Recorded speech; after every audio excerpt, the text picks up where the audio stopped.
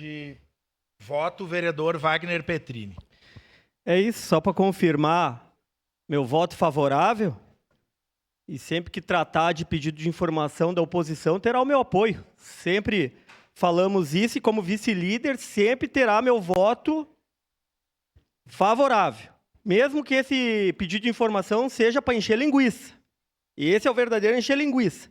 Porque com toda a transparência que teve, passou por esta casa, teve repercussão nacional. Essa PPP da Educação Infantil de Caxias do Sul, que é um projeto piloto para o nosso país. Caxias do Sul foi referência no sentido a nível nacional. São 31 escolas infantis que vai zerar um déficit histórico. E isso eu quero parabenizar o prefeito Adiló, que teve novamente coragem para fazer.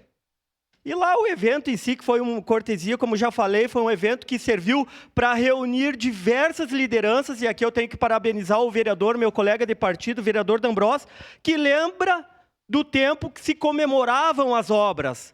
Hoje a gente só fala das coisas negativas do município.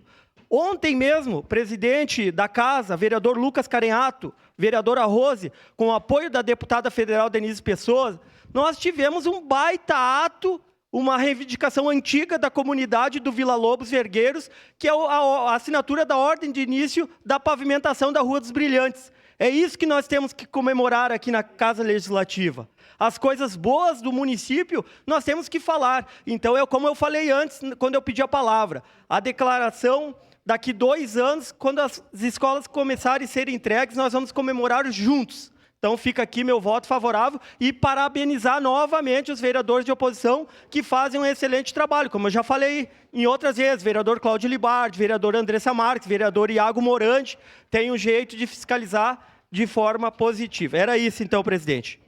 Do vereador Petrini, em declaração de voto.